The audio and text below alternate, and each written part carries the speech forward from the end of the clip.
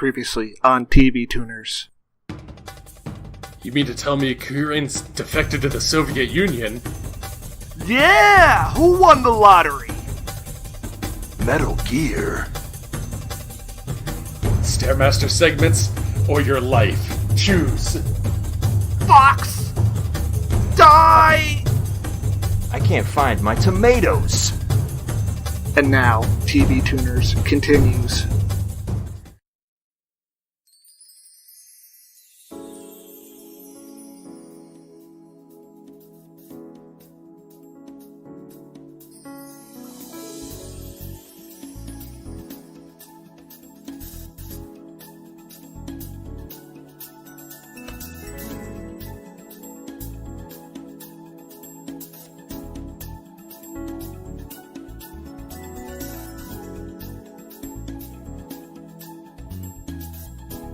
Hi there, folks, and welcome to TV Tuners.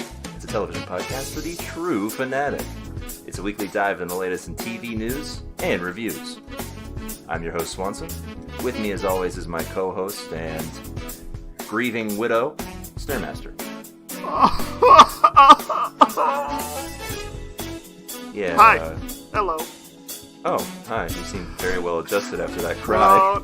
No, nothing. I'm a hollow shell. Well, yeah, I mean, I guess you've been through a lot. They took my boy. Oh? They took my man. Oh, okay. I guess that makes more sense. Most people don't refer to their husbands as their boy. I don't know. What if it was like a twink? Okay, yeah, sure. I think you can say the boy. They took the boy. The absolute boy. Oi, my lad! And that voice you're hearing is not the voice of Kyorain, but of our guest this evening, our special guest host and person who killed your husband with their car, Connie. Kyo has flown off to Iran to volunteer for the Revolutionary Guard. Is that why I heard this distinct click of a gun? Yes. That was a soda can, because I'm busy celebrating how the absolute lad is dead, and now I can be Stairmaster's friend. Yeah. Swanson's got serious PTSD from watching my husband get murdered. Via a gun. It's true. Via a beer can that I thought was a gun. Yeah, he got startled and fell over the balcony and split his head open. Yeah, it's like that. It's like the intro to BoJack Horseman, only not animated, and there's no pull. Also, everyone's depressed. Yeah.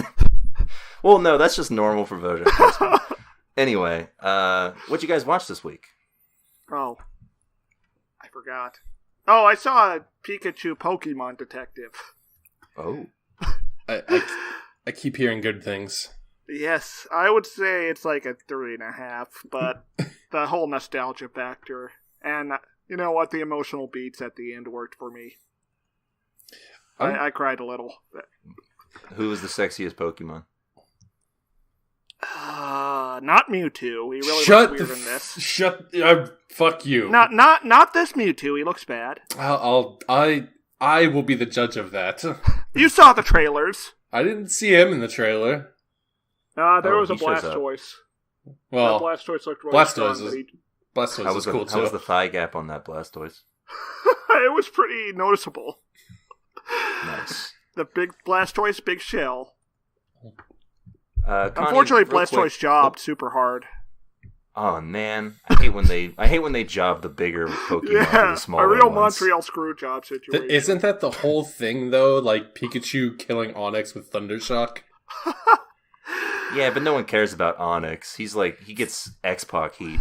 Onix is like mankind.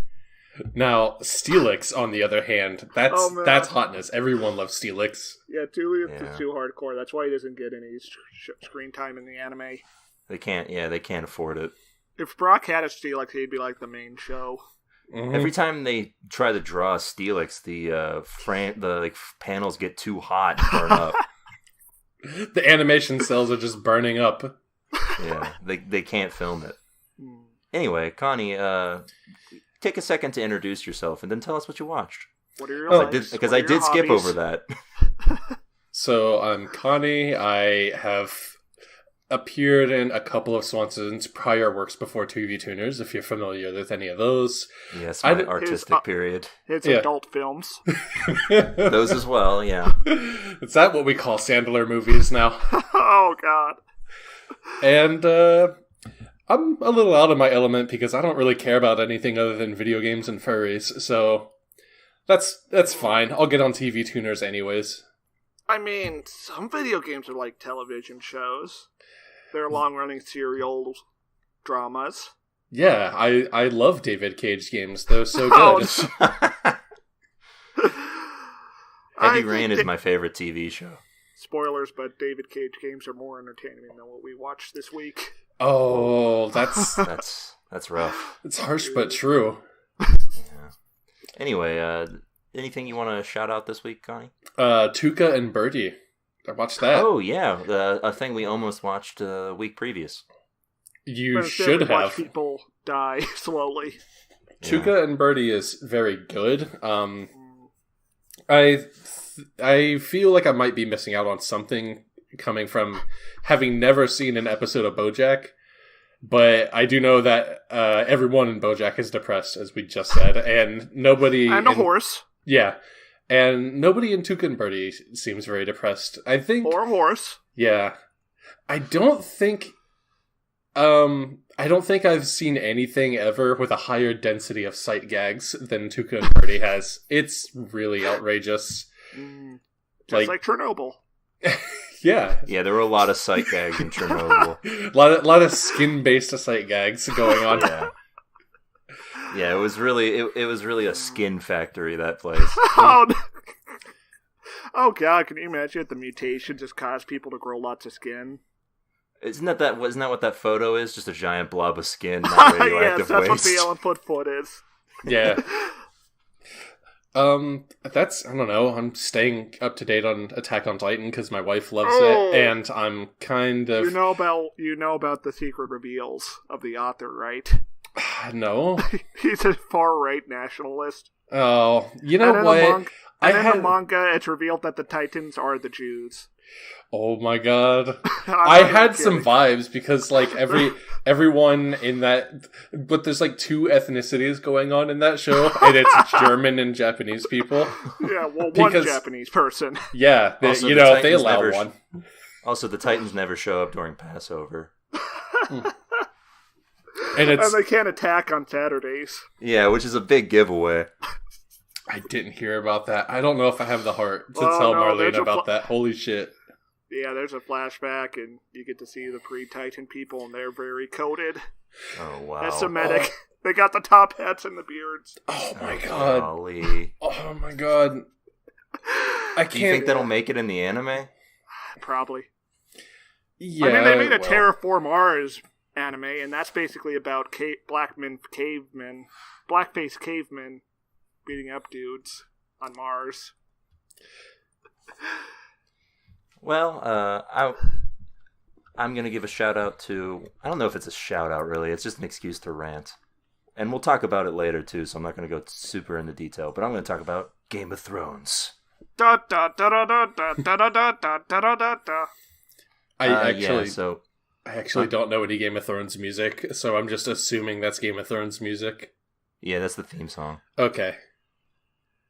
So yeah, this week was the penultimate episode of Game of Thrones, and everyone loved it, and there's no problems. Yep, everyone's real happy about it. There's no white women who are outraged that their savior is actually not good. Who would have guessed? I can't believe that lady who crucified all those people would do such a thing. Yeah, I'm really looking forward to all of the girls who are named Khaleesi who have to live with this for the next 18 plus years of their life. I don't think it's as bad as people who are named Anakin, to be honest. It's to be fair, because they at least have those first 3 seasons to bank off of. Yeah, there's I don't know. I did meet a kid named Anakin once, and I immediately felt the most amount of empathy I've ever felt in my life.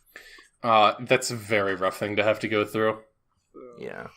Well, anyway, I don't know, but like the name Anakin was name dropped in the original trilogy at least once, right? So like if you met like a person of a certain age range, then that would check out. They would be all right. But if they're what under that range... what do you think the majority of them came from? No one was naming him Anakin after Return of the Jedi. Yeah, they were all naming him out Darth Vader. They were naming him Luke or R2-D2. This is my very good son, Darth Vader Richardson. This is my very good child, C-3PO Jones. And my daughter, Greedo. Conversely, I did meet a person once whose full name was Jon Snow.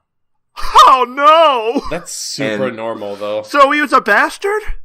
I don't know, but my coworker did say, "Oh, you know nothing?" And the guy just gave a very weary, Oh, as if mankind he is hadn't unlovable. heard that. Anyway, the episode itself was meh. It was shot well because you could actually see what was going on, so that was something. Oh, they turned the lights on. Yeah, they turned the lights on for this one, which was nice of them. Barely anyone talks about the fact that King's Landing is suddenly in the middle of a desert. Yeah, that's weird. There's a very good shot. There's a very good or well shot scene with Arya trying to escape the destruction of King's Landing. A horse shows up. Yeah. There's Deus Ex horse. Well, I mean, when people talk about, whenever I hear people talk about the show at this point that used to like it, one of their biggest complaints is geographical consistency has been all the gone. nuance. It's gone. And they ignore the politics, which is kind of the point of a show called Game of Thrones. Yeah, half the characters on the show don't fight and aren't good at it because they're good at politics, and they're all useless now. And there's 7 kingdoms, but we only see characters from 3 of them at this point. I don't really care about politics, though. I just really identify with Daenerys. That's the point. Because she's a bad bitch like me, and that's why I post pictures of her on Facebook. Like Daenerys, I too want to have 3 dragons. And rule over a race of people. I wish Hillary had won so we could crucify Donald Trump. I think you mean so we could crucify the Lannisters, who are clearly Trumps. Who is Tyrion Lannister but Donald Trump Jr.? Yes. Mapping... this is just the new Hogwarts. This is just the new Hogwarts shit where everyone's like, Donald Trump is just like Severus Snape if you think about it. Yeah, so let's be patrician about it and think of them in Dragon Ball Z or Bleach characters. Wait, if Donald Trump is like Severus Snape, does that mean it's because he's bad and no one should ever try to make his actions seem good? No, Donald Trump is Mr. Satan because he keeps failing upward. The temperature in my room keeps rising as you say this. It's only to stay cool. Oh no, Connor is about to unlock Ultra Instinct. Yeah, and the instinct will just make me surrounding him. It's going to take over my reflexes and make me just turn off the computer. That would be the ultimate move. Log off. Isn't Donald Trump more like Draco Malfoy? No, Draco Malfoy is not a Dragon Ball Z character. My favorite Dragon Ball Z character, Draco Malfoy. You're right, he's a Bleach character. Oh no. Don't you remember when Draco Malfoy unleashed his Zanpakuto? No! It was a snake. I hate this. I hate it a lot. Who's Dio's character in JoJo? Or who's Trump's character in JoJo? It's not Dio. He would be one of the fat police officers that Joseph beats up at the start of part 2. Oh, I thought he was that monkey. Oh no! Well, he does creep on underage women, so maybe. Yeah. Anyway, let's get to the news, huh? But that's kind of like the monkey's only trait, and otherwise it's just not a kind of a yacht. Kind of a non-character with a yacht, so I'm going to call that more of a Joe Biden. Oh yeah. And much like Joe Biden, that monkey believed in a middle ground for climate change. Maybe Donald Trump is Steely Dan. Expand on that. Oh. No, don't. Okay. Yeah, let's get to the news, huh? Alright. So you might have already heard, but there have been remakes planned for Rocko's Modern Life and Invader Zim. Yeah, movies. TV movies. Well, I guess reboots is the correct nomenclature. How can you reboot if there's no continuity? There's continuity, Was there like a series finale for Rocco or something? Yeah, he went to space. Just have him come back! Well, that's what happens. They've been in space for 20 years and they come back. Oh. And they have to deal with modern life. They were already doing that. I guess the revival is the what I'm looking for. Anyway, these are announced a couple years ago and have just sort of been languishing in the purgatory of Nickelodeon after a new boss took over. And now they've been sold to Netflix. Oh. What even actually is going on Nickelodeon itself anymore? Because I'm not sure. I don't know. I don't follow animation news a whole lot, unless it's like big stuff that we talk about here. Like Dragon Ball Super Broly. Hell yeah. Yes. But I do know that a new boss took over, like shortly after that Hey Arnold movie aired a year ago. Wait, wasn't the Hey Arnold movie back in like 2004? No, there was a TV movie that came out that was a revival. And the fact that you don't know that happened shows you how many people watched it. And the fact that you're a fake Hey Arnold fan, which we suspected all along. I bet you don't even know who Stoop Kid is. That's the one guy I definitely know, remember. I was always on the fence about that show. I remember the one episode where they were like on the subway and it was going to hell or something. What? I vaguely remember an episode like that.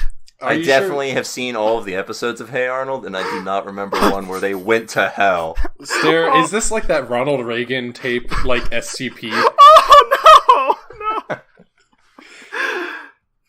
It's like those 4chan creepypastas where they find like old cartoons of episodes, like Tails gets murdered or something on it. Anyway, a new boss took over and was not happy with this revival talk.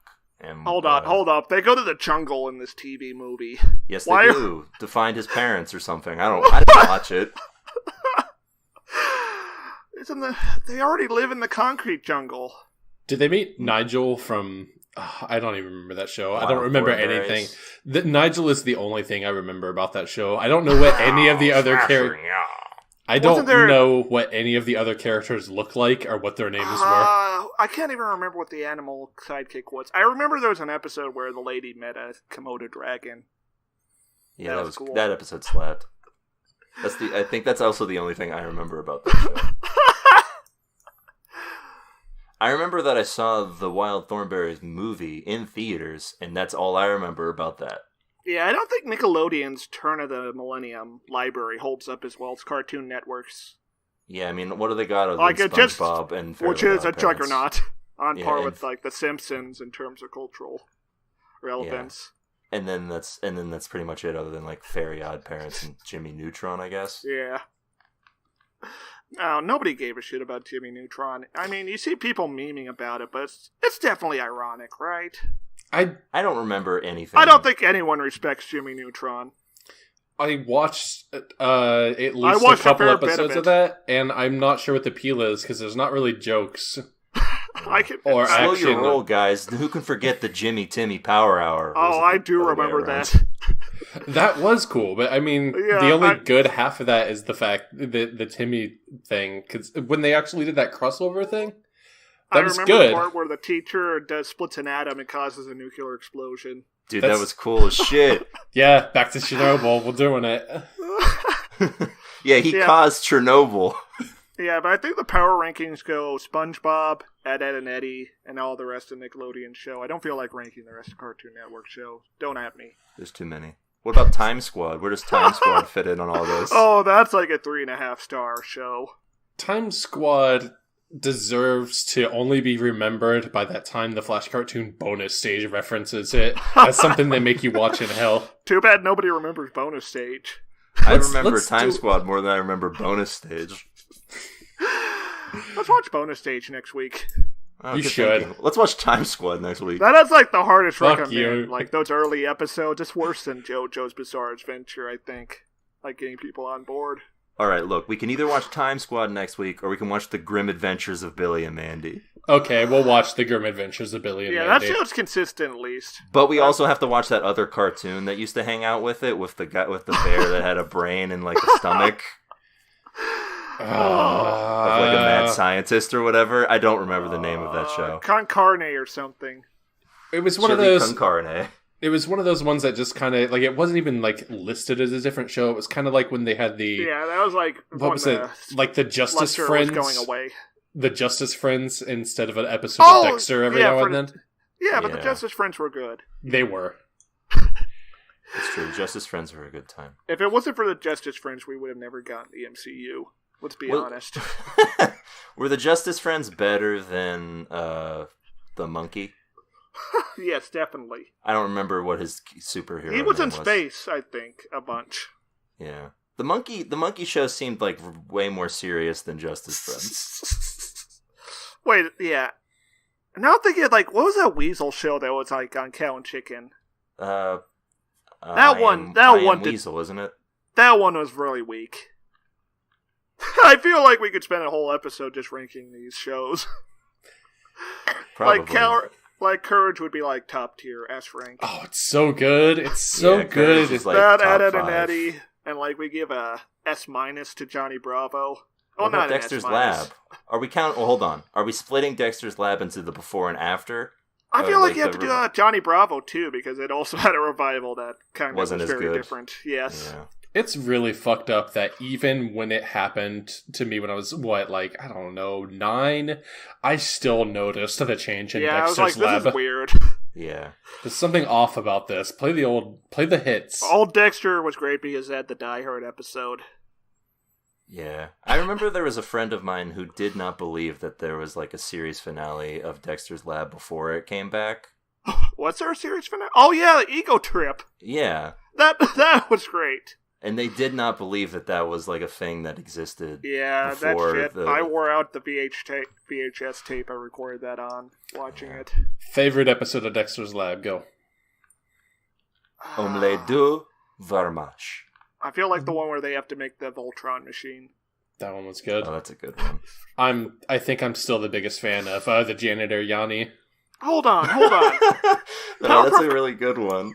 Hold on, Dexter's Laboratory, Powerpuff Girls, both Jindy Tarkovsky shows, and they both had a Voltron episode where the protagonist had to make a mecha to fight the bad guy.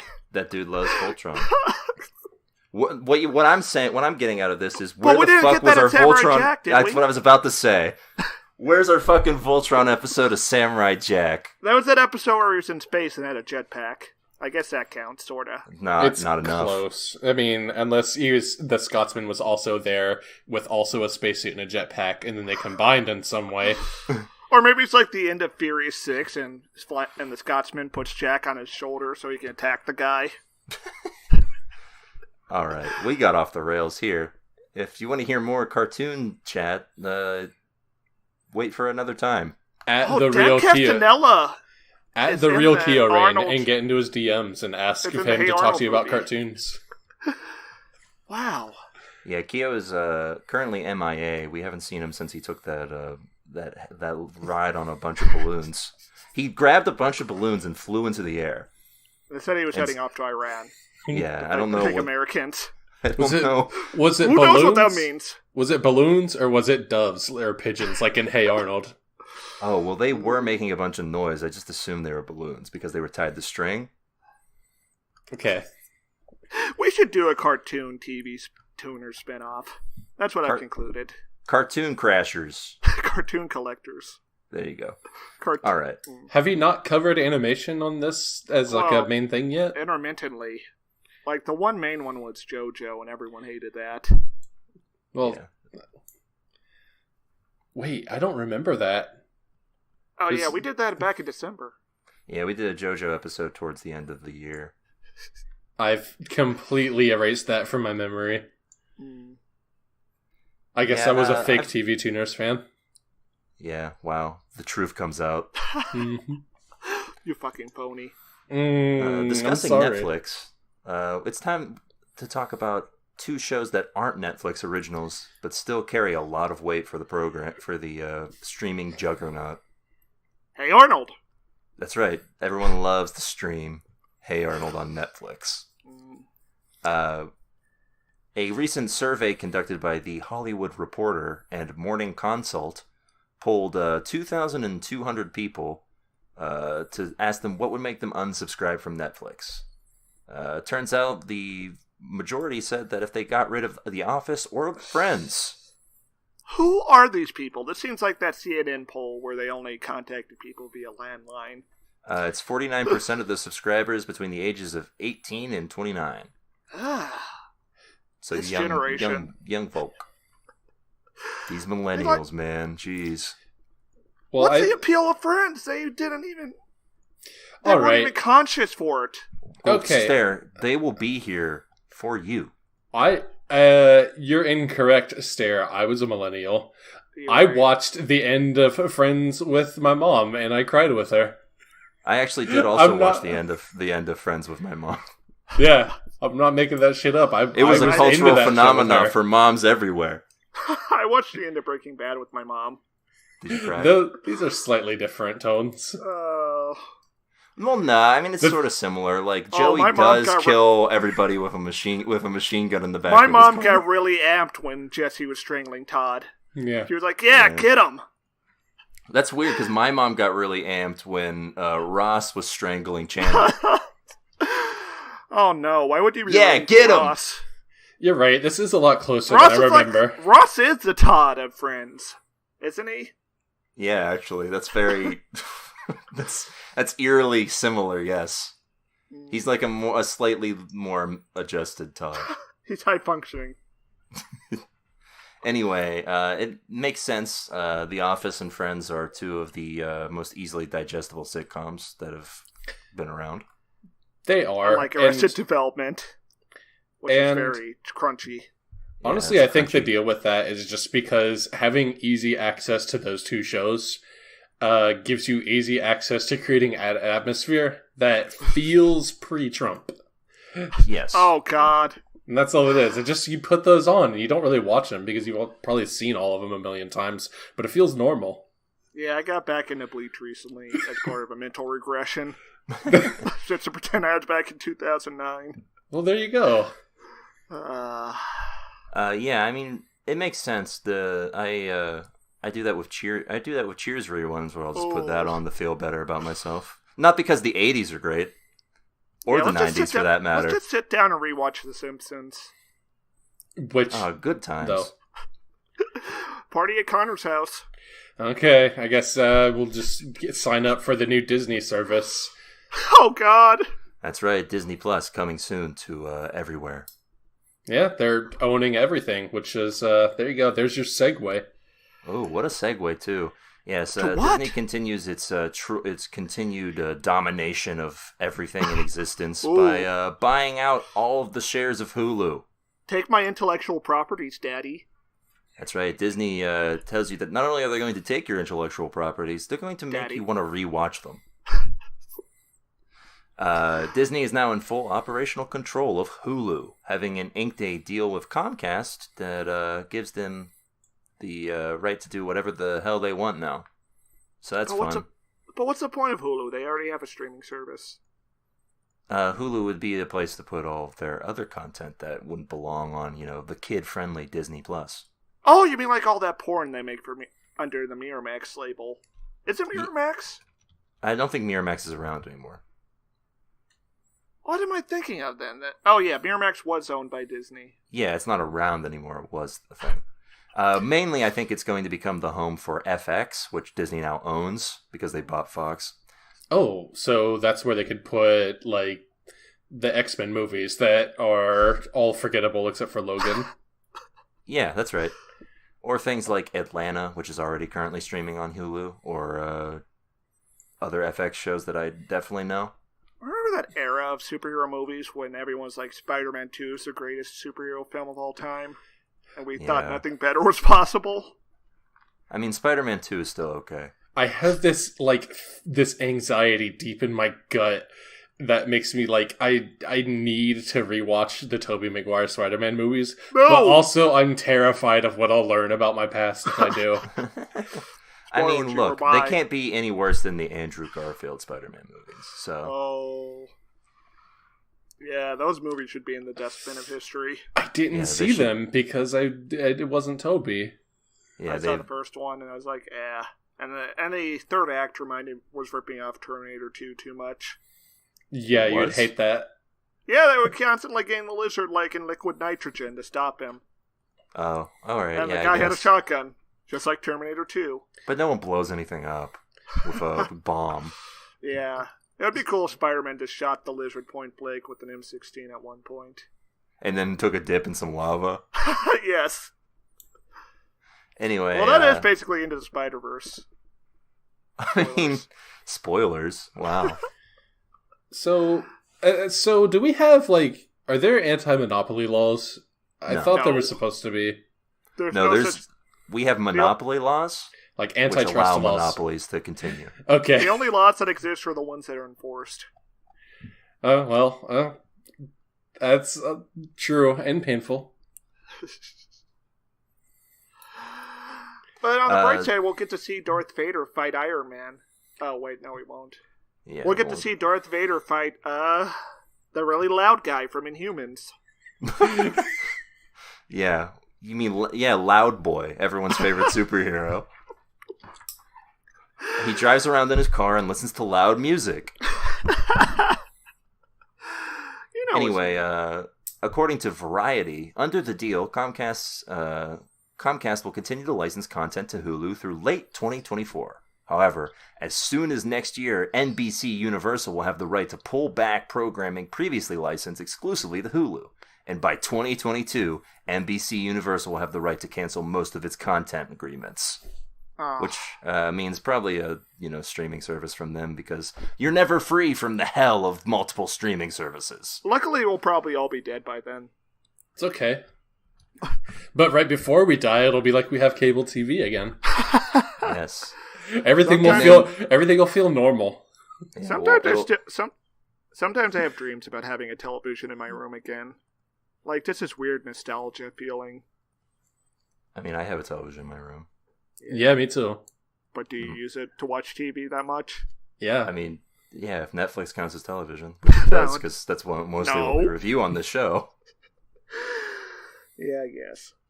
Anyway, I look forward to all of the streaming services just becoming another cable, and then someone will come up with a new idea to corral all of these streaming services together.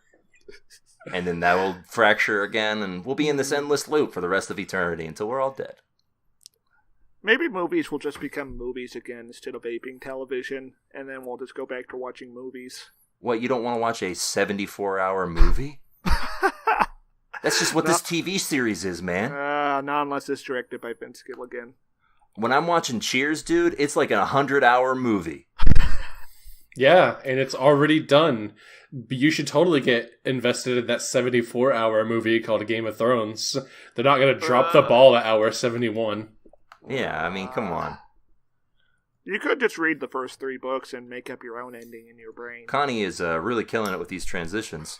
Because next I want to talk about Game of Thrones. That's right, people are... Oh, sorry, what? Da da da da da da da. Yeah, and I think right now you can imagine like a little map of TV Tuners HQ showing up. It's just one room. It's just one room where 3 people sit in solitude. Yes. Solitude. The Fortress of Solitude. I feel like if I really picture it in my head, it's like one of those larger gas stations that has like a small dining area. Yeah. That's actually very accurate. We're like at one of those highway oases at a table somewhere. Yeah. Watching the cars go by. There's a petition going around for angry fans who want HBO to remake Game of Thrones 8th season. Just like Last Jedi. Yeah, it's just like Last Jedi. I mean, it's a little less toxic, I imagine, but it's still terrible. A bold gambit. Let's see how it plays out. Pays off. They're gonna do it. I imagine it won't. They're totally gonna remake this $9 million show. I don't know if it makes them $18 million. They might do it. Yeah, the disappointment within the community is, of course, palpable, which is why this petition has now reached 600,000 signatures. Oh my god! I knew about this petition. I didn't know it was. What was that number again? 600,000. Oh no! Over 500,000, huh? Yeah, that's right. That's a full-on first form Frieza worth of signatures. That is how we measure that kind of stuff, correct? Yes, we compare it to how the power Frieza has to make people remake shows. Anyway, the petition's mission statement reads, "This series deserves a final season that makes sense." Well, I mean, so some could argue that it does make sense. It's just that it's very rushed and pointless. Yeah, I mean, the plot points are fine. It's just all the connective tissue is malignant. It's all hell. Yeah. And then it ends with the very hilarious, "Subvert my expectations and make it happen, HBO." Oh, just like The Last Jedi. Yeah, subvert my expectations, and then I'll get mad about it.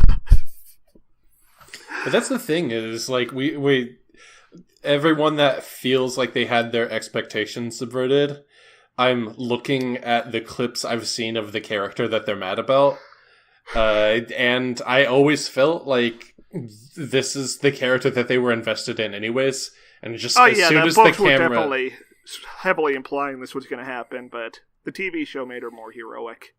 Yeah, the TV show definitely made, especially in the later seasons, made her seem like the hero. So to immediately go into this dovetail is jarring for people who have been buying into that hero myth. Basically, which, like, yeah. Also her heel means, turn is basically consigned to this entire episode. Yeah, and like basically, it's also people who seem to have forgotten the whole point of Game of Thrones, which is that it's a subversion of fantasy tropes. So naturally, the person you think is going to be the hero isn't going to be the hero. People who want to be kings aren't good people most of the time. Yeah. The only subversion was book Stannis, but we'll never get a conclusion to him, and he's probably not going to win anyways. Clearly this is all Gendry's game. He's going to go to the throne.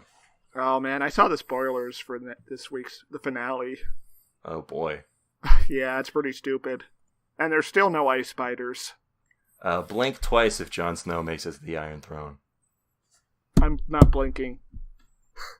Oh wow, Stair doesn't know how to blink. Stair doesn't have eyelids. Oh god. Like, Chernobyl instead of blinking, I'm moving my eyelids in the opposite direction. Oh, so he doesn't make it to the Iron Throne. Good. Okay, make a prediction and I'll tell you if what happens is stupider than that. Okay. Gendry ascends to the Iron Throne and kills Daenerys. It's stupider than that. But kind of warm. Oh. Bran wargs into that horse that Arya's riding and kills Daenerys. Stupider. But I will tell you that, I will spoil you on one thing. We can bleep this out if you feel like it. All right. Arya does the Dexter lumberjack thing. What? I'm definitely... Okay, that reaction will be... people will have to guess... I will next week. I'm going to bleep it out. Next week, I'm going to reveal... Just leave the name in. Leave the name in. And yeah, I'm going to bleep out what he said. And next week, I will have Stairmaster reveal what he said. And we'll see how everyone feels about that. If my reaction stands. Connor was lucky not to see that disaster of television, that Hindenburg prestige TV. It feels like the biggest bullet dodged, and it's only because I've been listening to people for the past how many years now? Just tell me, like, why aren't you watching Game of Thrones? You catch the... It's so presumed Is that this I'm worse into than the Dexter show. or Lost? It's on par with Lost. But this finale has potential, I think. Oh, this finale has potential to be worse than Lost. I don't think it can be worse than Dexter. So, Dexter is as someone who watched all of Dexter, I can tell you with unequivocally that season 8 of Dexter is the stupidest thing I have watched in my entire life. And just so no one gets confused, we're talking about the serial killer show now, not Dexter's Laboratory. We've moved on. Yeah, unfortunately, Dexter's Laboratory did not make it to season 8.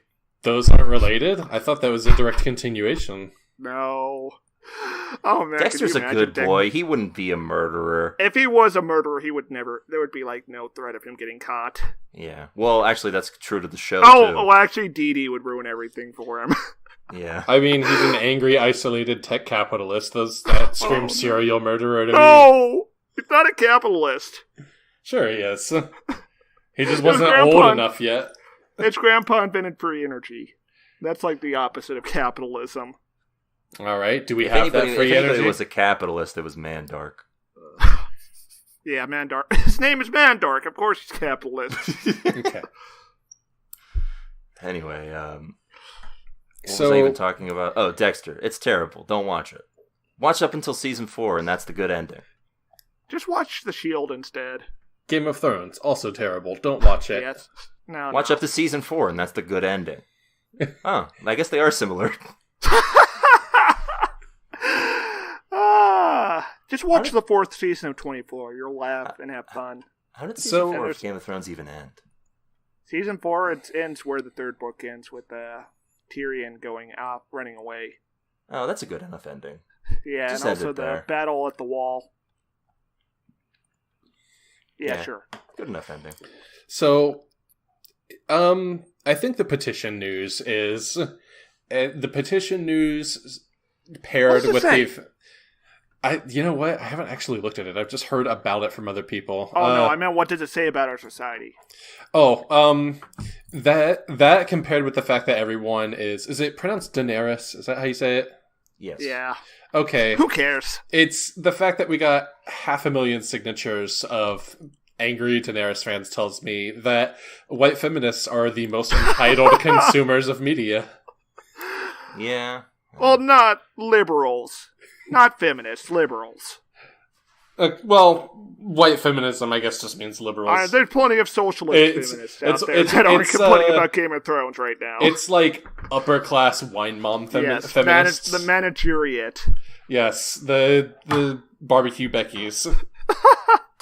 The can I talk to your manager Stacey's, or do you have a permit Stacey? Yes, this whole time have been looking at Daenerys as a character and being like, yeah, that's me. I'm a bad bitch, just like that.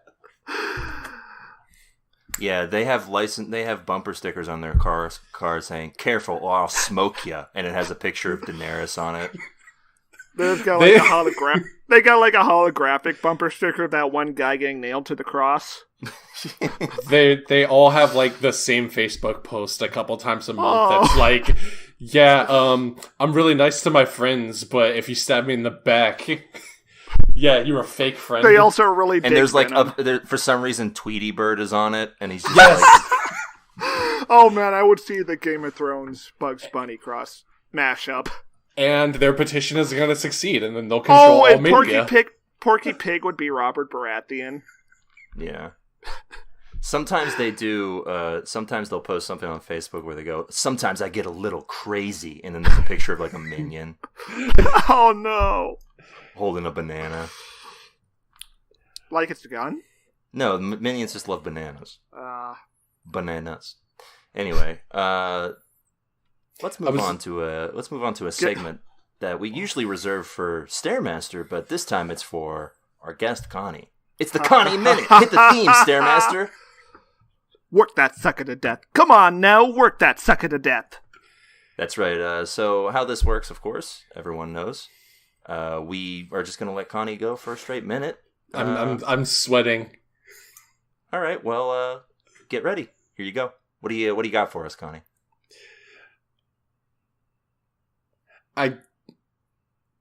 This is so much more painful than passively observing it when it happened to Stairmaster. I wasn't prepared for it. I find myself envious of people that have any skill in improv comedy. I mentioned earlier that this is like 1,000 times worse than not even getting a yes and. I've been playing a lot of video games. They're alright, I guess. I played Smash Brothers. My mother-in-law is visiting right now. Wow, thank you, Connie. That's great. Wow, that was great. Great time. And now on to our next segment, Wiki or Poison. Oh, wow. Hit me with a surprise. Do the theme, Swanson. Dun dun. Dun dun dun dun dun. You know the rules. I hit random article. You get a veto, but you gotta explain why. And if you don't veto it, I read the article. All right. We each get a veto, correct? Yes, you each get a veto, but only one. Oh, use it wisely. All right, here we go. Northern State Veto. University. Okay, why is that? I panicked. That is valid. It is a good veto, though. Who wants to hear about a university? Screw that shit. Oh, God. Next article, Trinity Catholic School. No, veto. Veto that. Fuck, I hope this... Oh, no. Oh, no. Sorbotan tristeariate. Sorbotan tristeariate is a non-ionic surfactant. It is variously used as a dispersing agent, emulsifier, stabilizer in food, and in aerosol sprays. As a food additive, did you just call me? As a food additive, it has a number E492. Brand names for polysulfates include Outcast, Canacerol, and Span. Outcast spelled with a K. Wait, hold on. What was that last one? Outcast, Canacerol, and Span. Oh, I thought you said spam. I thought he said Outcast. Featuring music by Korn. Become a fly. Is that an Outcast song? That's not I actually Korn. don't know. The consistency of sorbatin triasterate is waxy. Its color is light cream to tan. That's the article, unless you want me to read from the wiki box, the info box. No, that's fine. What an interesting jumble of words you just gave us, Stairmaster. I've already forgotten all of them. All right, so that's it for Wiki or Poison. It's time for one last segment. Ooh. It's time for one last segment. We watched some trailers and we're going to talk about it. It's Trailer Blazers. Hit the theme, Connie. Trailer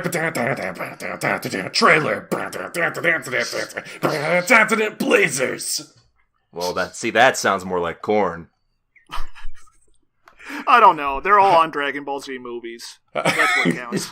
Is Korn on a Dragon Ball Z movie? Yes, it's on one, at least. Okay, they don't do the Fly song. I know that much for sure. Korn is in a Silent Hill game. One of the American ones. This Korn music over the end lyrics. I believe that Korn does music for the Broly movie, the original 1993 one. That's all right. You know what? That makes sense. Broly is the human embodiment of Korn. Metal. It's okay. If Hoobastank can do an effective song for a Sonic video game, which was in Sonic Forces. Also, one of Whis' relatives is named Korn. Before we get into these trailers, real quick, Connie mentioned Hoobastank, and I always want to share this after I learned about it. The name of Hoobastank was originated because anytime someone farted in their van, that was what they all said. I can't tell if you're doing a bit or not. No, that's real. Where you gonna be at to be like, yeah, that's folksy. That's like the really dumb reasons people give for like tattoos they got while they were drunk. That's true to the human condition, I think. They're it's just got like, pathos. Why don't we name the band Hoobastank? That's not as dumb as why I picked the name Stairmaster. Well, actually it is. Never mind. Anyway, as for the trailers we watched this week, this first one is called What/If. Formatting on titles of things is getting really weird, and What if you were cocked? I think Fallout Boy is to blame. I blame Fate Stay Night. I blame Panic! At the disco. That's probably it. I blame Under Night and Birth EX late. Melty Blood actress again. Current code. Netflix's official trailer, or the official trailer from Netflix, mentions the full title is "What If" with Renee Zellweger, but I don't think that's actually the title, unless it's like some weird talk show where she cucks a guy every week, or she cucks a couple every week. She could do that. That's part of the power of privilege. Wait a minute. Is that what the show is about? Cucking? Yes. Is it? I thought it was too vague. I had no idea what was going on in this. An hour with your husband, and I'll finance your company. Yes. Before that, she goes on a long monologue throughout the rest of the... And then the husband goes on a rampage. Yeah, I guess. Also, the movie I was trying to think of that is exactly this is Indecent Proposal. I've never seen it. So now I gotta... It's Woody Harrelson and Demi Moore, and Robert Redford wants to have sex with Demi Moore, and he's a rich boy. I guess I gotta log off film Twitter now. Or watch it, I guess, if you really want to watch that. Anyway, so it's pretty much just Indecent Proposal, but with Renee Zellweger and some generic Netflix actors. Some white dude. Yeah. Who care? This, Renee Zellweger is not someone who I think of when I think of, high caliber actress. Or cuckold? No, bowl. Is that what Yes, the bowl is the one who does the cuckold. That's what the name of the show should have been. The bowl? Why is it Renee called Zellweger. What If? Is she just like, what if I slept with your husband? What/if? Hey, Swanson. What would you do if I... Well, Swanson, what/if I sleep with your husband? What if she had just said that at the end? What/if I sleep with your husband? While looking at the camera. Yeah. What/if I sleep with your husband with Renee Zellweger? We've improved this show tenfold already. We haven't even talked about what's going on in this trailer, which is just her monologuing over people fucking. And going on rampages. Yeah, there's people fucking, people screaming, people doing other things. I think there's a cop man. I can't recall exactly. I do remember at the very end, after she makes her indecent proposal, she looks out at a window and there's generic purple lightning. Oh god, yes! It looks like the reactor from Chernobyl. She's in Chernobyl. What/if you were in Chernobyl with Renee Zellweger? What if you tasted metal? I missed that purple lightning shot. That's Ragnarok happening out there, I think. Oh man, just in the distance you just hear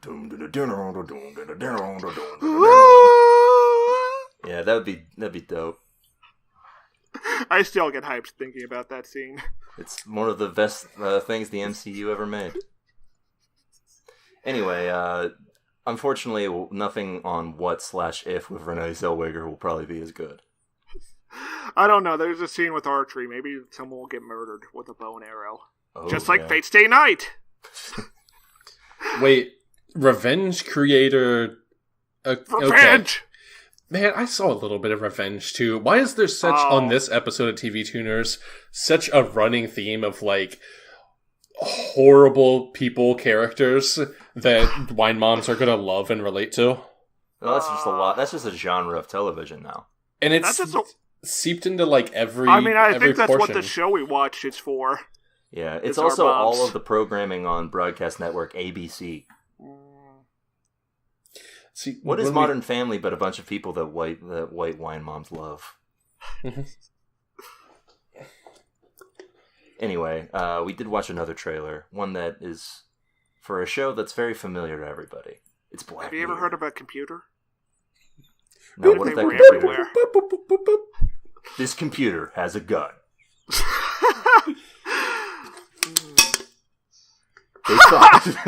They thought it was a good idea to give computers guns. They were wrong. Black Mirror. That already happened back in 2011. When did they give a computer a gun? They put a computer in charge of this self-propelled howitzer, and it started shelling a nearby village. Run, shoot.exe. Also, they got there's this company in Korea that makes automated machine gun turrets. I don't know. So it could be a Black Mirror episode. I mean, it's kind of already real. I mean, if you look at, Boston Dynamics' Big Dog, it's not that long before they just strap a assault rifle to the top of that and they'll do John Wick stuff. Yeah, I forgot that is a Black Mirror episode. Where there's security dogs that go around killing people, in a post-apocalyptic wasteland. Are they cool? The security dogs? No, they're trained to murder anybody who steals stuff, but the people have to steal stuff to survive, so they get killed by these dogs. How do the dogs kill people? They have a little gun that comes out of their face. So it's like a shittier version of ED-209. Yeah. Oh, yeah, they are definitely channeling Big Dog. Yeah, that was the direct thing. It's a pretty good episode of the show, if I'm being honest, if a little modulant. But that's all. That's what you can say about any episode of Black Mirror, except for like 2. Anyway, this trailer has a lot of people doing things with technology. Oh my god, I'm looking at clips of this and I just see a gif of one of them running down a hallway with a knife. Yes. That's so good. I'd support this robot. Well, it'll be better than Strange City. Weird City? Yeah, Weird City. It'll probably be less funny than Weird City. It won't be as good as that Smart House episode with Mark Hamill. No, nothing will ever be as good as that. Weird City's still probably available on YouTube's whatever that is. If that still exists. Yeah. Does YouTube exist? What if YouTube didn't exist? Black Mirror. Starring Malik. Rami Malek? Yes. What if you had to pay to watch YouTube? Wow. Oh, YouTube Red. This one speaks to me. Red, more like YouTube Black Mirror. More like you, Red Tube. Whoa. The partnership nobody was asking for. Of the things that I noticed in this trailer was a kung fu fight at the end that's very reminiscent of like Street Fighter. And also there's someone in VR goggles who's dancing in an all-white suit. Anyone else catch that guy in the white bodysuit just dancing? I refuse to catch it. Oh, there was that one line that Connor lost his shit over. Oh, yeah. Just a guy is holding someone else hostage, and he's just imitating holding a cell phone, and just rapidly pretending to press it and go, beep, beep, beep, beep, beep, beep, beep. Everyone's addicted to him! Everyone's hooked! And again, that's in itself is like a boomer meme where it's just like, again, your dad is on Facebook and he's like, everyone's addicted to their screens and enslaved by Pokemon. They don't know how fun it is to go fishing. Why doesn't anyone just have a face-to-face conversation like a human? Now I'm just imagining that picture of the white people picking cotton with Martin Luther King, except it's a big Kadabra. Well, I guess it would be Mewtwo. That would be most thematically appropriate. Alright, so if there's a fan listening to this who has any Photoshop skills, please make this and at us at TV. We gotta put the Martin Luther King picture in the show description in case people don't know what I'm talking about. Oh, sure, I'll get right on that. Okay. Anyway, it looks to be another... It looks to be another frightening season of Black Mirror. Is it a shocking revelation into what the world is like. I feel like this trailer does a very bad job describing what Black Mirror is about. Well, it's also very hard to do. There need to be more computers. It's also hard to do a trailer for an anthology show. You can't get people hyped about standalone stories. Yeah, the Twilight Zone trailer wasn't that good either. Yeah, and to be fair, neither was the Twilight Zone. So yeah, Black Mirror will continue to make us all feel bad about the phones that we have in our pockets. What if you looked at it too much? What if it gave you no sperm because of the microwaves? What if you had a phone, but also it was your gun? Oh man, if only... There's gotta be a movie that did that. Like Jackie Chan's Where Am I? Or Who Am I had a camera gun. And if that had been made, it would have been a smartphone gun. Smartphone gun. What if they put ransomware in your Coca-Cola? Oh no! Ooh, I'd watch that Black Mirror. A teddy bear, but it has the soul of a recently departed loved one. That's actually a Black Mirror. Yeah, it is. But that's also the plot of the Smart House episode of Weird City. Well, it's not a teddy bear. But it's a smart house. Anyways, folks, watch Weird City. Alright. Well, let's move on. It's time for our main event of the evening. We watched Netflix's new series, Dead to Me. And, yeah, it was a thing. This title is misleading because nobody is dead to her. They're just dead. All the way, like, in a very literal sense. Well, yeah, I mean, if you die, you are dead to somebody. No, you're just dead. Well, yeah, you're dead to them, too, because they continue living. Connotation, Swanson. They're important. Well, yeah, it's called a play on words. Or maybe it's like foreshadowing. Maybe like someone's gonna be dead to her. Or maybe there's gonna be a dead body delivered to her. Well, that wouldn't count under your terms, would it? Who knows? Yeah, I guess you're right. Anyway, this is about the powerful relationship between two white ladies. This is a total mom-core show. We're going to get into it over time, but I'm pretty sure this is like a show so wine moms can feel what mediocre white men feel when they watch Sons of Anarchy. All the Beckys and Stacys. Yeah, this is like the white mom version of riding motorcycles with your boys. But they also like Son of Anarchy. It's true. Yeah, only because better show than this. It is, yeah, but I don't know. They only like it because it has Gemma, who is like a vicious sociopath that ruins everyone around her all the time, and they're just like, yeah, I think she's pretty real, like me. Yeah, she keeps it real. She's a bad bitch. To be fair, that was the American aspiration. We can't blame them for being programmed. If you can't handle me at my worst, you can't handle me at my Gemma. Oh, man. That's definitely a bumper sticker somewhere. I feel like we need to get a girl on this show before we get canceled. Speaking of canceled, we start off with this lady talking about how her husband was canceled by a car. Yeah. That's one way of putting it. Canceled to me. That was the name of the show. Yeah, I forget. Swanson told me the premise of the show, but I forgot and just assumed he got Thanos snapped. Oh, yeah, this is in the MCU. It could be. Like, we were one episode away from Nick Fury showing up.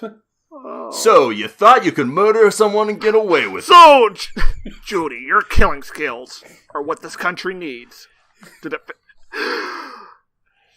She becomes the new Captain America. She's who they send to fight Galactus. Judy Hale is kind of a superhero name. It is. I don't even know what the main character's name is. Jen. Oh. Anyway, I'm not going to make a joke about that because that's my mom's name. Oh my god! Anyway, I can't believe Swanson is a class traitor. This opening scene is kind of a wet fart. What, where she's sad?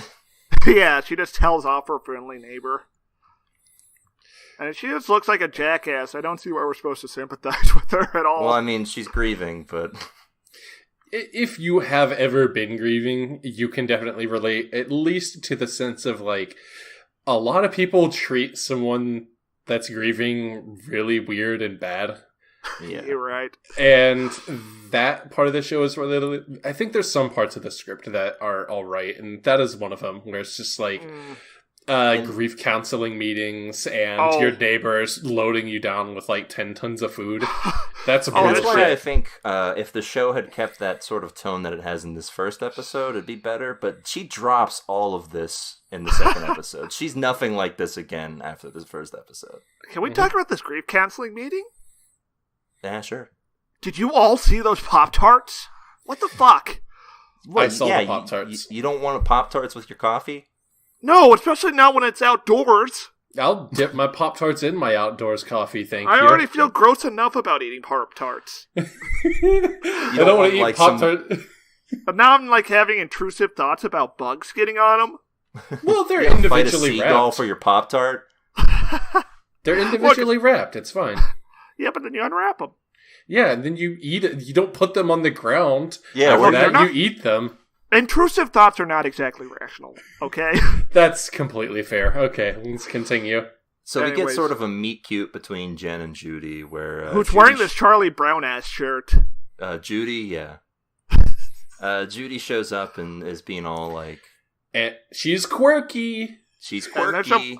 And there's some unwanted physical attention. Yeah, she asks for some unwanted hug. Yeah, and thankfully we get an accurate response to a hug from a stranger, which is no. Please, Thank you. no! They actually have a fairly effective character dynamic. And I don't like admitting that, but... Yeah, because for the first half of this episode, I was like into it. I was like, this is working. And then it doesn't anymore. Have any of you had unpleasant experiences with unwanted physical touching? No, I usually am very... I think it's usually very clear to people that I do not want to be touched. No, I went to my mom's, Christmas service at her church, and this 60-year-old woman rubbed my shoulder, and I was, ruined for the rest of the service.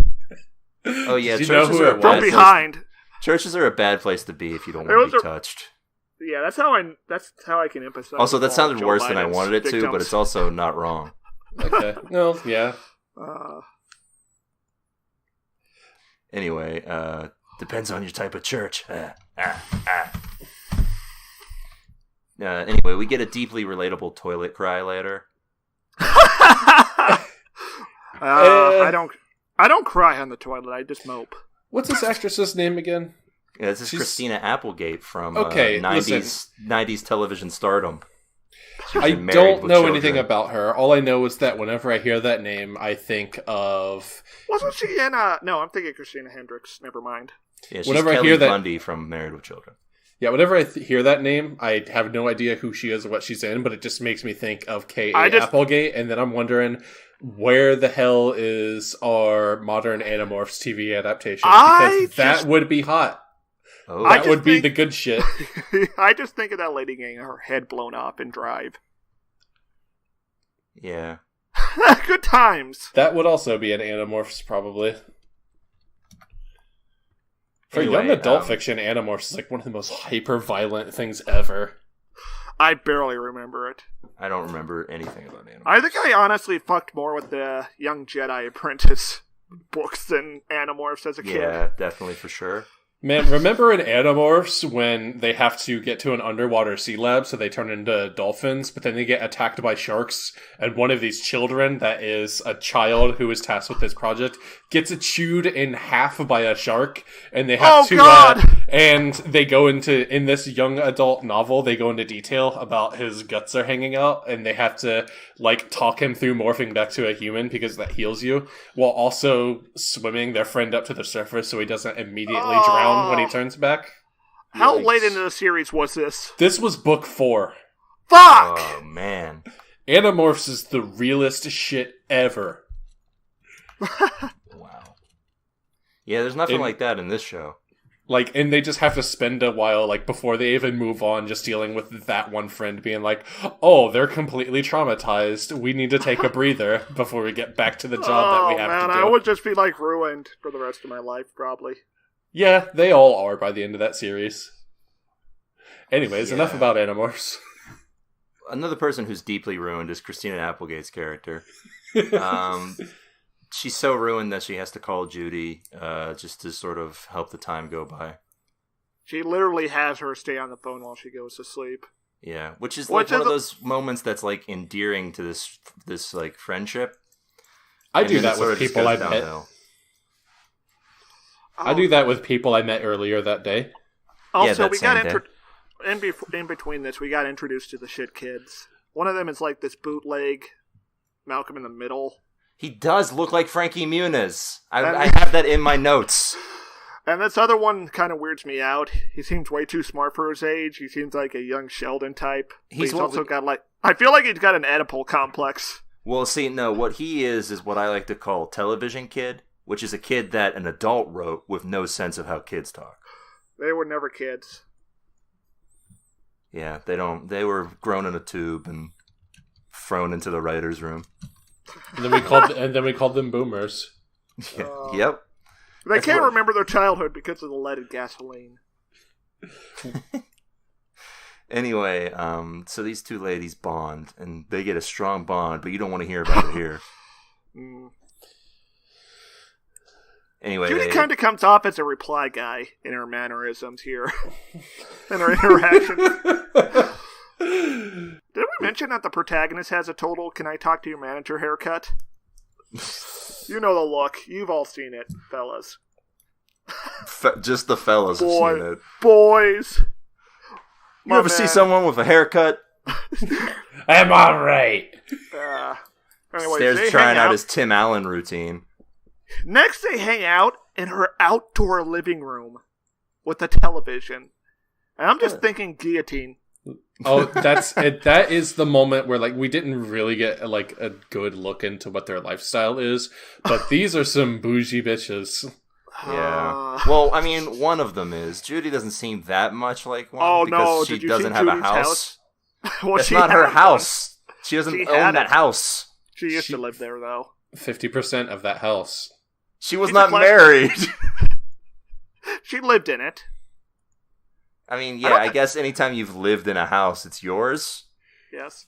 That's not how property law works. Should be. So, yeah, they are watching some, like, 80s or 90s sitcom. What was it? Yes. The Cosby Show. They're watching... No. They're watching... No, because that's been canceled. They're watching the facts of life. They got canceled by the LA riots. Yeah. They are watching the show, as Stair said, in their outdoor swimming pool with, like, a... outdoor living room. The swimming pool is a separate part of the house. It's right behind them. Yeah, and there's a guest house in addition to this. And they got a fireplace lit in the outdoor living room. Oh, I thought you were just going to say, and they have a fireplace. Oh, they definitely have a fireplace inside the house as well. Okay, this is a rational level of self-care that most people can relate to. Yeah, doesn't everyone have a guest house and an outdoor living room and a pool and two shitty kids? Like, I have a patio. Like, this house I live in has a patio, and I'm thinking about blowing my brains out for crimes against the proletariat. And other reasons. Ha ha. Anyway, we also see them on the beach partaking in some television weed, which is to say weed that just makes you really high instantly. I barely smoke, but it takes longer. It took, 30 seconds, and then she was like, haha, I think I peed. The one time I smoked weed, it was like, I took 10 plus huffs and didn't get high. Whoa, but I was very bad at it. Stair, that's a crime. Yeah. You did a big crime. What you say, man. You did a big old crime. And you could go to jail for that. For all your crimes. These ladies won't because they live in California. Yeah, and also because they're white ladies. Yeah, they'll go to rehab, if anything. Yeah. Not even that, usually. Anyway, which will also have an outdoor living room and pool. So finally the hammer drops, and we find out that Julie has been lying. Oh, we didn't actually cover why Judy was there at the grief meeting as well, did we? No, she states that her ex-fiance has passed away. But that's not the case because we get to see him, and it's Sonic's best friend. Oh wait, is that James Marsden? That is. No. Yeah. Yep. It's Sonic's best friend, Cop Boy, from Sonic the Hedgehog. If only I remembered Westworld Boy's name. Later you found out they broke up because she found Sonic in the house that he was keeping him there like a pet. She found him, Sonic, and Renee Zellweger together. Oh no! Hold on. Is Renee Zellweger sleeping with James Marsden or Sonic? Yes. No, you have to figure out what/if I slept with Sonic with Renee Zellweger. Oh man, her and Dr. Robotnik, that's a real power couple. I stole your girl, Sonic! I'm Dr. Steal Your Girl now. What/if I stole your girlfriend? Okay, can I say it now? Lawrence Fishburne should have been Dr. Robotnik. Why? And also, he would have been great. He would. Well, Jim Carrey's fine, isn't he? Yeah. Modern day Lawrence Fishburne is more Dr. Robotnik shaped than Jim Carrey. Are you calling Lawrence Fishburne fat?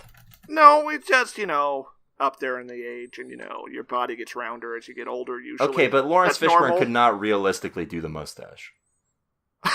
That's the best part. It would be CGI. Neither could Jim Carrey, but they just put a fake Dr. Robotnik one on him, and that one just looks fantastic. If it's Lawrence Fishburne, I could tolerate like a goatee.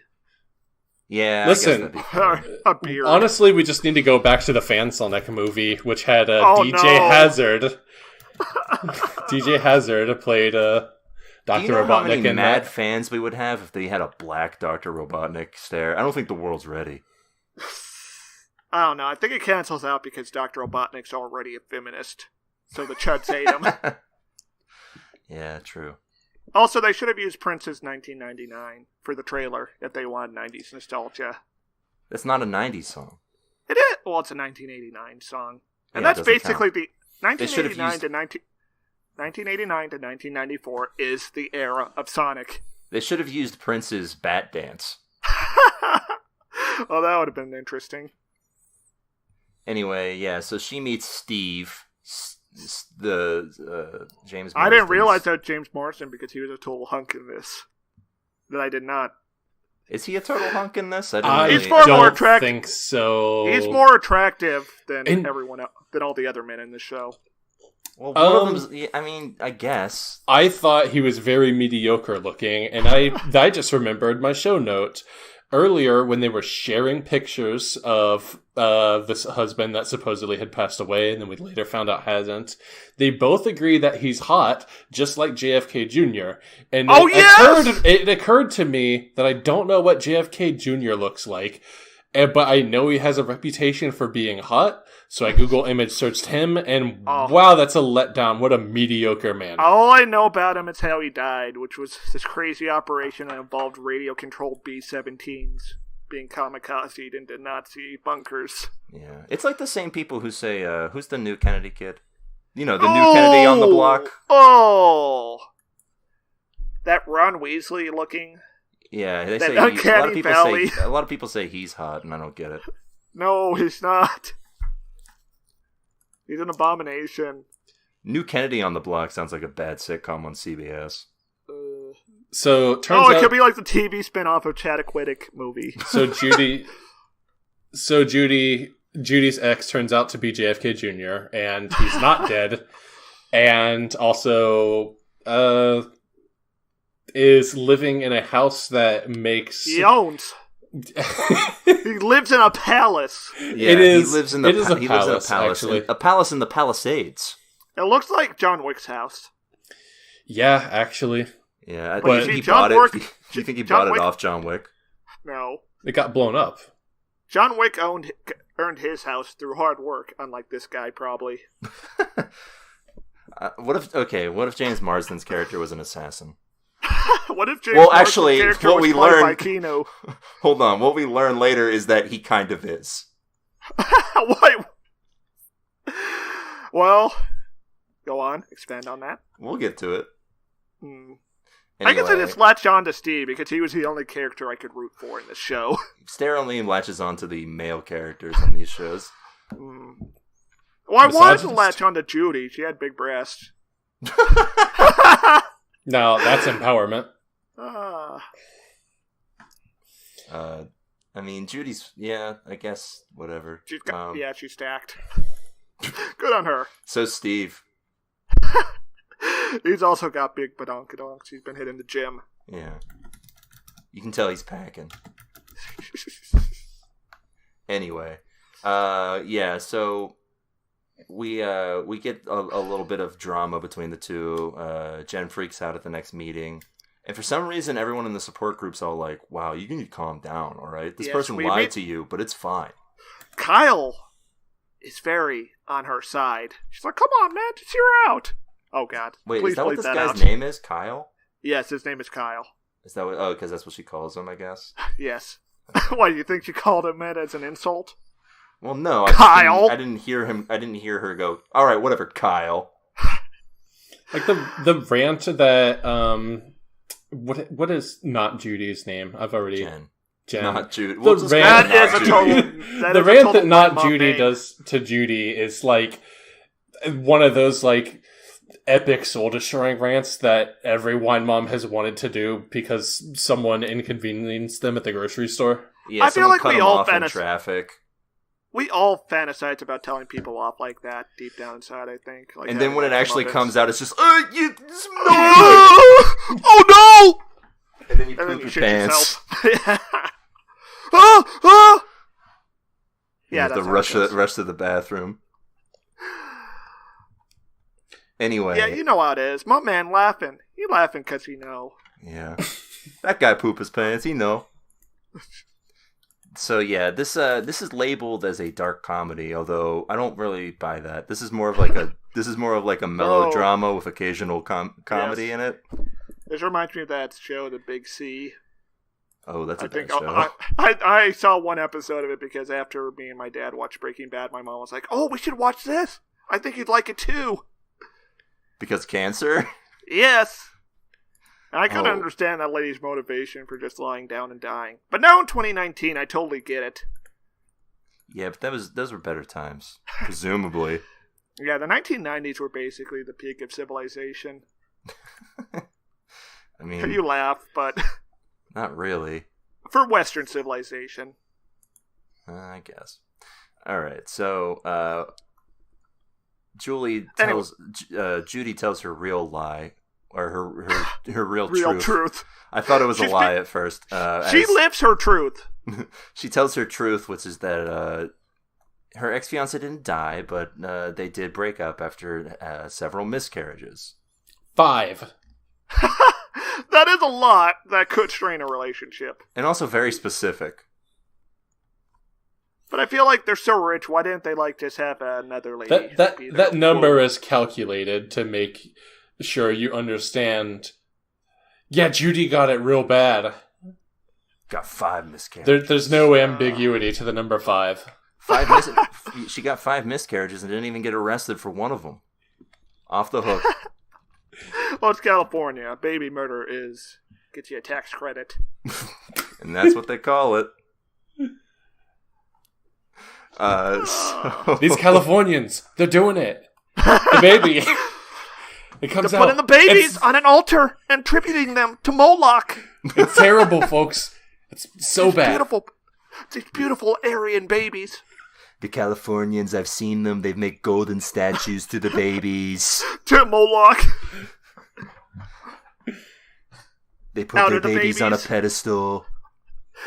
They give them to the wolves. It's wild. Only the people. strongest are raised. No This way, is Trump would true. like that. This is true. I'm saying true things. Trump would totally love Sparta. They have the biggest boys, the biggest muscles. They have Boy, a strong hole. stuff, terrific. They have a hole. They just kick people in. It never ends. They don't take any guff from the Iranians. I want the camera cut to like show that hole is just like maybe 10 feet deep. In the Fell movie down there 300, and he was just like, In the movie 300, Trump is definitely that disfigured guy, right? No. The disfigured guy wanted to fight. Trump would never take responsibility for anything. You're right. He's that one guy who stays behind and tries to Yes, take he's over. the senator who fucks his wife. Yeah. Who fucks Leonidas' wife. And then gets like viciously murdered. Yeah, he gets seizured. Judy had 5 miscarriages, and That is a lot.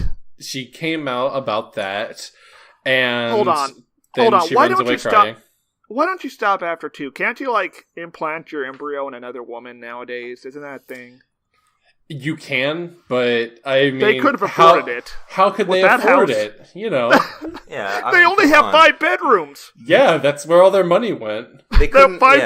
They couldn't 5 possibly bedrooms for afford it each of the when- babies. They couldn't possibly afford it when they had to get a 3rd floor added to their house. Do you think there's like a baby room for each of the miscarriages and they never touched them? He's like, don't go to that room or that room or that one. They just build more house each time. Well, gotta build another room. Just boarding one up. They build mausoleums. In the backyard is a pyramid. Stairmaster, to answer your question as to why they didn't do any other techniques other than just, other reproductive techniques. Yeah, other than just good old-fashioned insemination, is because they're white. We want a natural birth. Yeah. We're gonna do it in a bathtub at home. Oh yeah, like Arrested Development. For all 5 of my not miscarriage children, they are all named Caden. I have one candle lit for each of them. Caden, Ethan, Jaden. Skylar, Justice. And this is Khaleesi. I knew it was going to be a girl. Oh man, that's... Hey, she's miscarriaging just like Khaleesi. Anyway, so they reconcile, and for some reason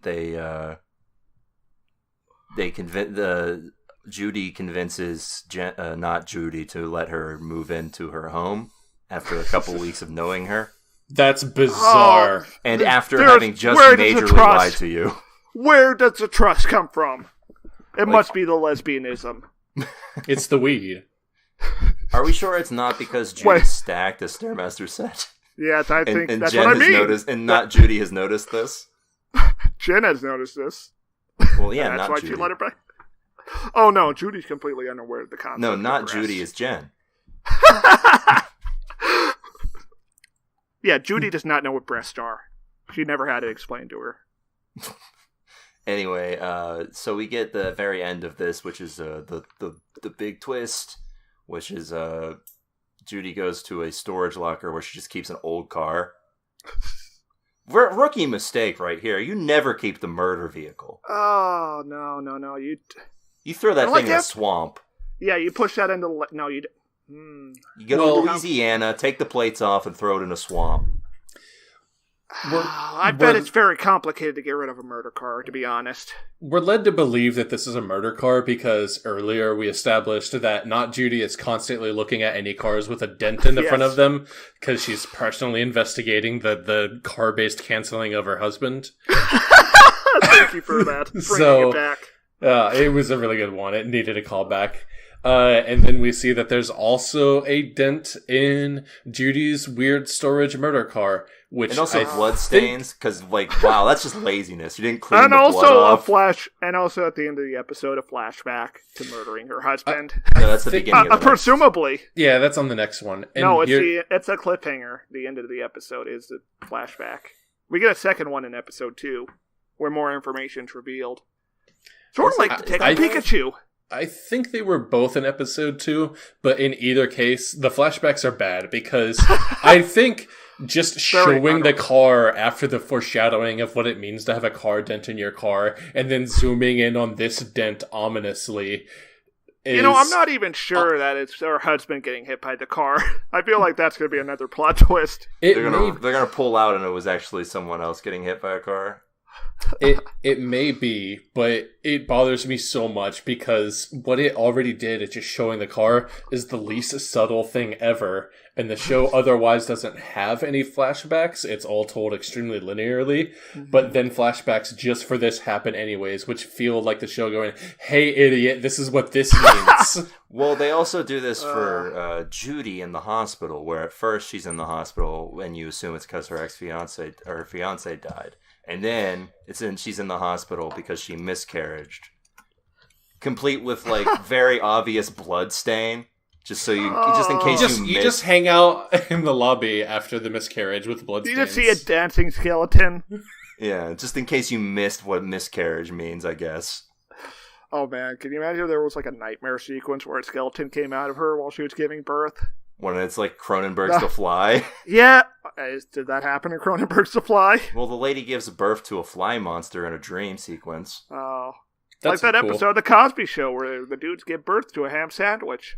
That's it's valid. exactly like that. Oh wait, yes. no, is that The Cosby Show or it WWF? It's Cosby Show. Okay. No, in WWF, the fabulous Moolah, Mae Young, who we do talk about, gives birth to a hand. Wait, we do talk about? Well, we don't talk about fabulous Moolah because she's terrible. Oh, I thought you meant she was going to come up on this episode. No. That'd be interesting. What a letdown. Anyway. So Judy killed not Judy's husband, probably. Presumably. Who's to say? Judy. We'll have to check the flashbacks. Null Judy. The anti-Judy. Because my whole issue with this Shadow is that Judy. if there would be a legitimately compelling mystery here if they didn't do the flashbacks at all and didn't beat you over the head with showing you the car that ominously and kind of just yeah, sure. Like they could have a legitimate back and forth struggle of like, which of these characters do I trust? What do I know about their motivations? When are they actually being honest or not? But then instead of having any of that intrigue, they just show you stuff. You're saying we would not trust not Judy at some points? Yeah, that would be fantastic. Oh my god, like there's an arc where we think she did it? Yeah, sure, why not? Oh no, I don't know about... That's something. Yeah, that's something, but I'm not sure about it. It is something, that's all I'll say. Alright, so we get to this the second episode, and... did we talk about Judy sleeping outside? No, that's in this episode. So, yeah, we get the kids being unhappy with this new living arrangement. I would be livid if... They don't like mom's new pseudo-lover. My mom used to have a manic friend she would invite over for the holidays, and me and my dad hated it. But we couldn't do anything. So you feel you've definitely felt with Frankie Muniz. Yes, that scene where he's playing video games. I've been in that situation. We've all been in that situation. Listen, that video game scene is fantastic. They do have a bonding scene. It doesn't matter linearly where this is. I'm just going to bring it up now while I'm thinking about it. Judy and Frankie Muniz bond for a little bit outside by the pool while she's continually pestering him while he's playing a video game. Yes. And the video game is like... It's very much like in CSI when they need to have someone play a video game, but they can't license any of them. So they just like... throw one together in like Blender or something real quick. Also playing on your laptop by the pool. That's a guillotine. Yeah, absolutely. But I don't understand why it wasn't just Fortnite. That's what would actually make it relevant. They couldn't afford the rights. Yeah. Would they? That bus costs money. Thank you, Mr. Bus Driver. So yeah, the kid makes some valid points about like, hey, maybe you don't invite a lady that you just met a couple weeks ago to live with you and your children. Especially when there's a gun in the house. Yeah, I don't know. I guess he does know that. Well, she knows it now. Yeah. So, by this point in the episode, at a couple non-specific points in both episodes, we keep getting a couple, like, feminism praxis line drops. But they're all done in, like, a really shallow way where it's just like, that guy over there didn't respect me, or where'd you get this idea from the patriarchy, my son? Oh, you mean like the sports guy subplot? The sports car subplot? That's that energy. There's like a douchebag driving around in a sports car, and she yells at him. The sports car subplot has a thing going with it, though, considering her husband was murdered by a car. Yeah, she has a deeply personal reason for it. Yeah, so it's not necessarily a feminism thing, but everything else in the episode definitely does have that sort of, especially when the ending of the episode is essentially a talk about the word crazy. Oh yeah, men ascribe that to us when we're just sticking up for ourselves. And it's like, right after saying that, you then smash up a car with a golf club. But that's later. Yeah. Well, that guy was toxic masculinity personified. Like the old guy in Chernobyl. This is like a white lady who read an exactly one Roxane Gay article and was like, "Oh, I get it all now." It's like the shittier version of that ending of that one episode of Breaking Bad. with the business guy in his car. What's his name? Ken. And Walt sets it on fire. Yeah, I guess it's like that. I don't know. Oh, I don't know I don't know what you're getting at. It's the plot line of that song Before He Cheats, but with someone that she doesn't even know. Yeah, pretty much. So what I like earlier in this episode is when they first mention the crazy talk. When Steve, I think, brings it up, we cut to tribal incense music. When Judy is lighting some incense in the guest house because she can't bear to be sleeping in, presumably, the room of the person she killed. He's not in the room. Well, yeah, but like all of his he stuff, is. His ghost is there. Yeah, his shadow is essentially there. His ghost is in the safe. Yeah. Oh. Let me out! Nice It's possessing the gun. That's like Sex Pistols. Oh. Neither of you got that far in JoJo, never mind. Yeah, but I did enjoy this nice tribal incense music. She does end up sleeping outside because she can't bear being in there. So instead she convinces not Judy to start selling her husband's stuff. To be fair, appropriating all of that stuff is exactly what Judy does in real life, for sure. That character, that personality, so... Also, Ed Asner shows up. What the hell is Ed Asner doing here? Very mysterious. He shows up as the friend that Judy talks to in the retirement home, which is there. And he's hitting on her. Yeah, he's only there just to be like, see, she's not bad. She talks to old people. She almost had sex with that old man. Yeah, I don't know about almost. You gotta give props to that guy.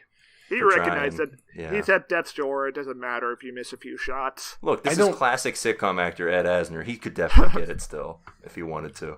But should he get it? Good thinking. The answer may surprise you. I have no idea, since I don't know who actors are, and anytime anyone tells me anything about them, I forget them instantly. But Ed Asner, He's in the Mary Tyler Moore Show. No. Don't know what that is. He was in El Dorado. The animated movie. He's Santa Claus in the movie Elf.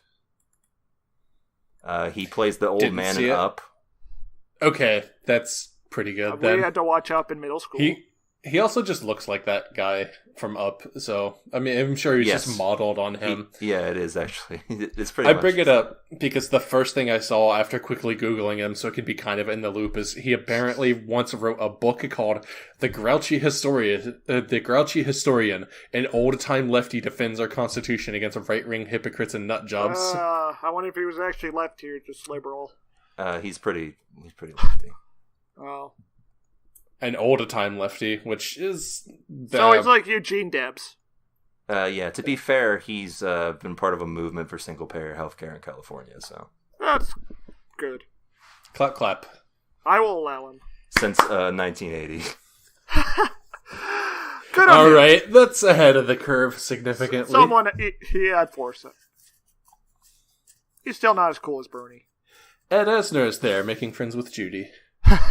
Yeah, yes. And he's like, "Hey, what's up? I'm here, and I'm gonna hit on you." What'd that murder car do? Yeah. Also, this dude is 90 years old. That's too many. That's too many old. You should not be allowed to be filming in front of film when you're that old. You have to just be doing something else in retirement. Mm-hmm. He he hits on Judy a little bit. It's a little creepy, but it's okay because he's old and sweet. So yeah, then some stuff happens with him and with Judy and not Judy that signify that the warning signs should be there throughout the entire episode. Oh pretty yeah, much. we get a running current of Steve giving her advice like stay away. That's not his advice. Be cautious, but she shows no caution whatsoever. Yeah. Especially that scene where she cuts herself with the kitchen knife at the start of the second episode. Yeah.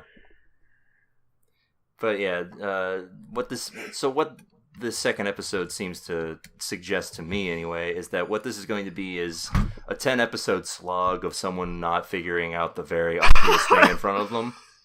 So no thanks. Judy's gonna paint a watercolor of a guy getting hit by a car, and it's gonna look like her husband. And she's gonna be like, interesting. Oh, this is so thoughtful. So we do get another twist in this episode, which is that James Marsden was in on it. So we get at the beginning of this episode. He's more like an, oh no! Well, he seems to be the one who made her hide the evidence, so... He's like JoJo in part 6. Yes. Fans will get it. Where this literally, the exact same thing happens. JoJo hides a murder weapon? Yeah. She's sitting in the passenger seat and her boyfriend runs a person over and she gets framed for it and goes to prison. What would have been great is if, or maybe this happens later, so James Marsden meets an old gypsy lady and she says, oh no! Dinner! Sonic! She's like, hit a man with a car! Yeah, and his life crumbles. State indictments! You will appear in the Sonic Hedgehog movie. I don't know. I think that's going to be fine. I think James Marsden's going to be okay. I don't know. Yeah, he just helped hide a body after hitting it. Yeah, but it is another it's another, just like the Judy in the hospital thing. It's a scene of, here's how this scene happened when we see her just hit somebody with her car and freak out. And then here's how it really happened. Was it actually kind of just the same, except with additional information? Yeah, all it was just him, like, waking up in the car. Oh, no! And just being like, oh, man.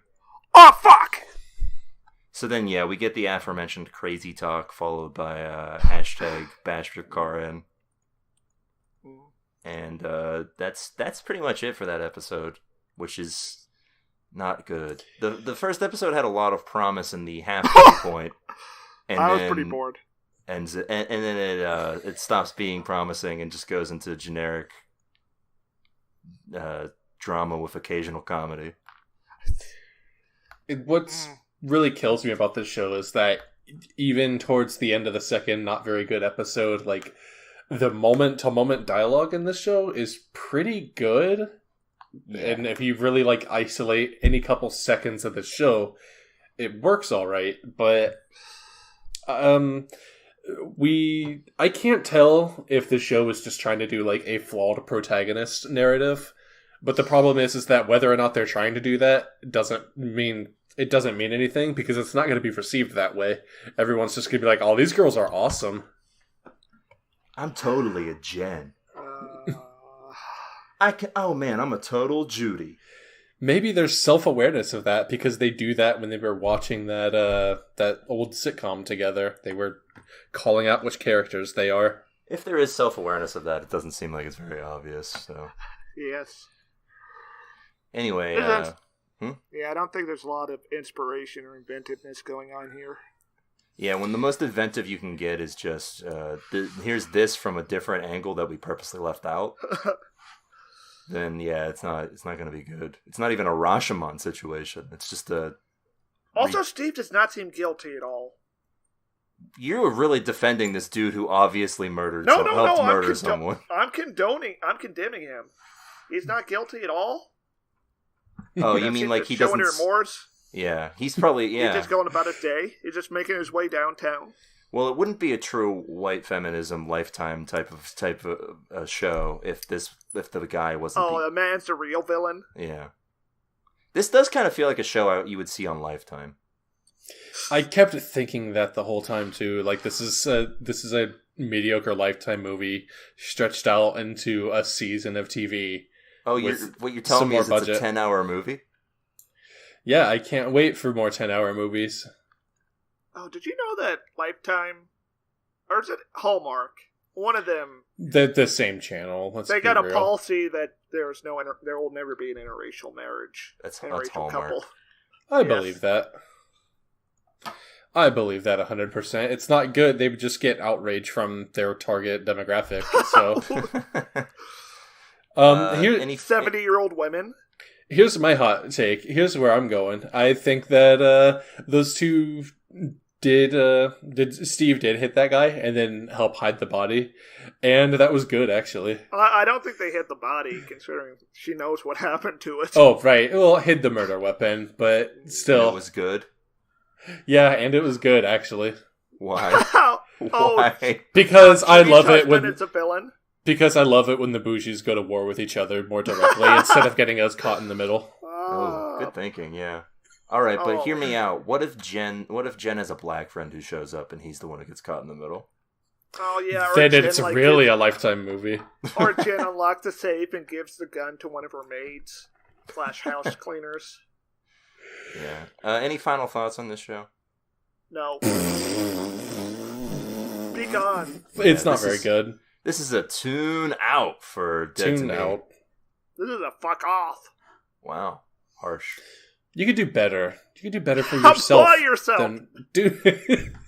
Watch Chernobyl. It's only going to be 4 episodes. 5. I don't know. What makes your skin feel worse? Radiation particles blowing holes in your DNA and causing your cells to replicate incorrectly, or watching these girls on Dead to Me? Well, and it's a choice you have to make for yourself, you know. Yeah. But I know what one I'm choosing, and I'm going straight to Chernobyl land. Hell yeah! Let's go hang out with the elephant foot. Let's go hang out in the Red Forest. Take a ride on the elephant foot. Let's go hang out by that Ferris wheel. What if we kissed at the Pripyat Ferris wheel? I think our lips would fuse together. Did you know that Ferris wheel is supposed to open 2 days after the accident? And now it never will. Yeah. All right. Well, that's it for this week's episode of the show.